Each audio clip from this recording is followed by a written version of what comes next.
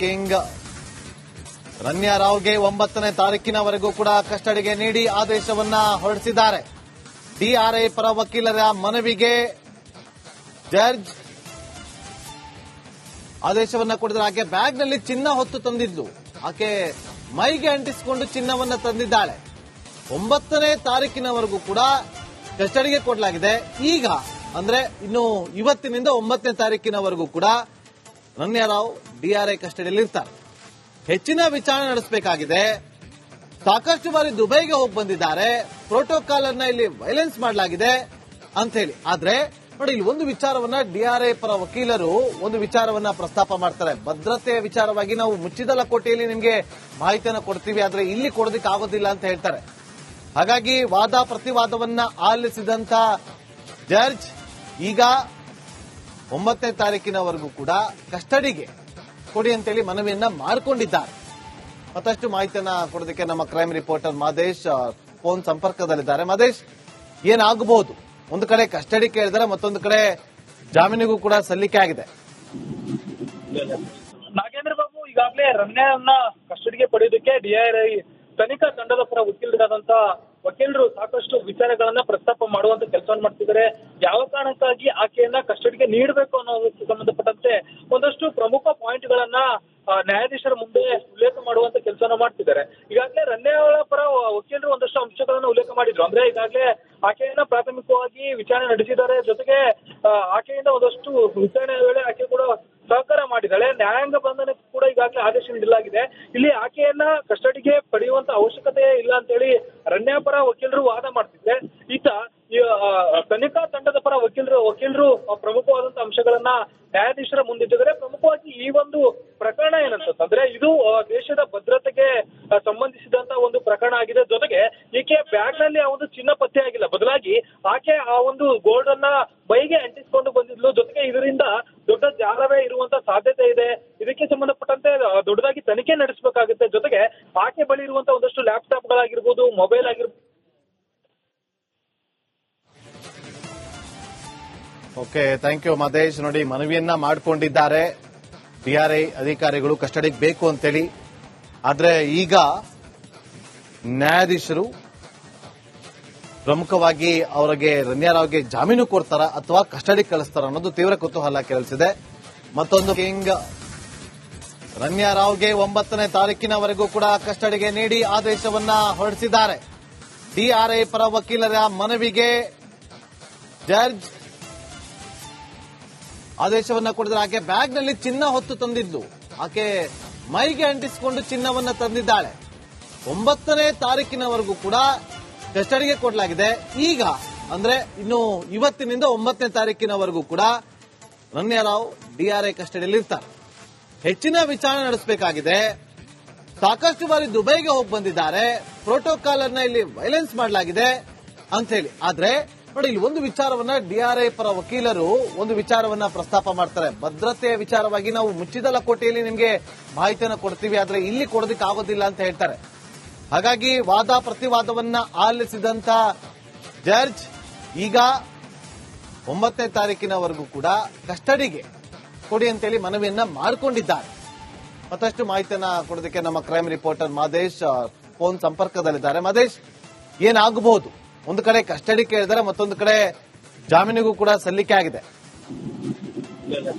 ನಾಗೇಂದ್ರ ಬಾಬು, ಈಗಾಗಲೇ ರಮ್ಯಾವನ್ನ ಕಸ್ಟಡಿಗೆ ಪಡೆಯೋದಕ್ಕೆ ಡಿಆರ್ಐ ತನಿಖಾ ತಂಡದ ಪರ ವಕೀಲರಾದಂತ ವಕೀಲರು ಸಾಕಷ್ಟು ವಿಚಾರಗಳನ್ನ ಪ್ರಸ್ತಾಪ ಮಾಡುವಂತ ಕೆಲಸವನ್ನು ಮಾಡ್ತಿದ್ದಾರೆ.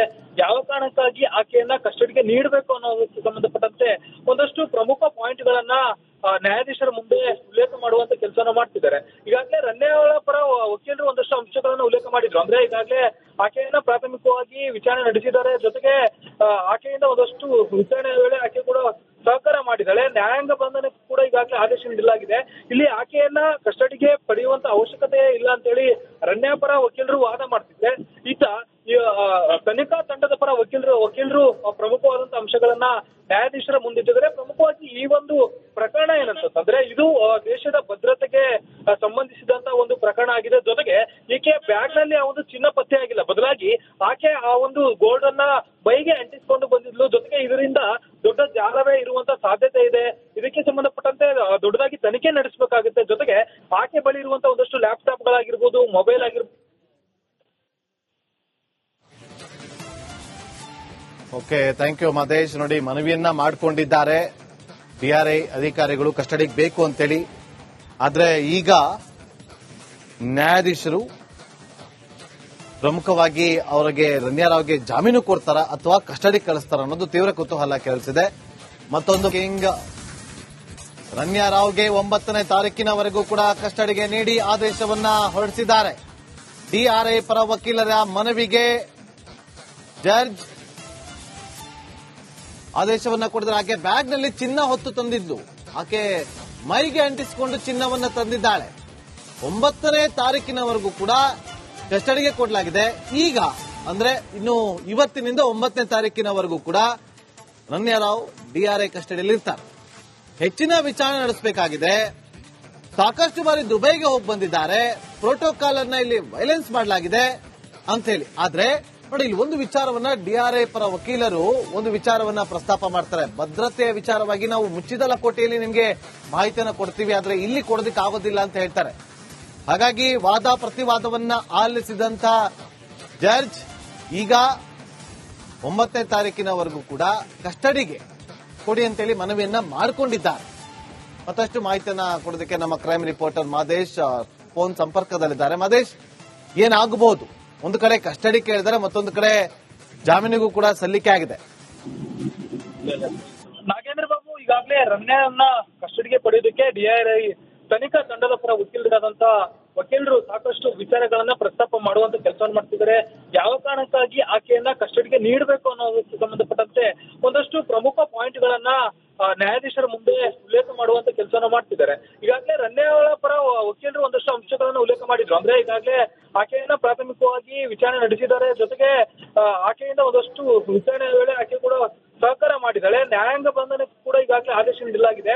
ಇಲ್ಲಿ ಆಕೆಯನ್ನ ಕಸ್ಟಡಿಗೆ ಪಡೆಯುವಂತ ಅವಶ್ಯಕತೆ ಇಲ್ಲ ಅಂತೇಳಿ ರಮ್ಯಾ ಪರ ವಕೀಲರು ವಾದ ಮಾಡ್ತಿದ್ರೆ, ಈತ ತನಿಖಾ ತಂಡದ ಪರ ವಕೀಲರು ಪ್ರಮುಖವಾದಂತಹ ಅಂಶಗಳನ್ನ ನ್ಯಾಯಾಧೀಶರ ಮುಂದಿಟ್ಟಿದ್ದಾರೆ. ಪ್ರಮುಖವಾಗಿ ಈ ಒಂದು ಪ್ರಕರಣ ಏನಂತಂದ್ರೆ, ಇದು ದೇಶದ ಭದ್ರತೆಗೆ ಸಂಬಂಧಿಸಿದಂತ ಒಂದು ಪ್ರಕರಣ ಆಗಿದೆ. ಜೊತೆಗೆ ಈಕೆ ಬ್ಯಾಗ್ ನಲ್ಲಿ ಆ ಒಂದು ಚಿನ್ನ ಪತ್ತೆ ಆಗಿಲ್ಲ, ಬದಲಾಗಿ ಆಕೆ ಆ ಒಂದು ಗೋಲ್ಡ್ ಅನ್ನ ಬೈಗೆ ಅಂಟಿಸಿಕೊಂಡು ಬಂದಿದ್ಲು. ಜೊತೆಗೆ ಇದರಿಂದ ದೊಡ್ಡ ಜಾಲವೇ ಇರುವಂತ ಸಾಧ್ಯತೆ ಇದೆ.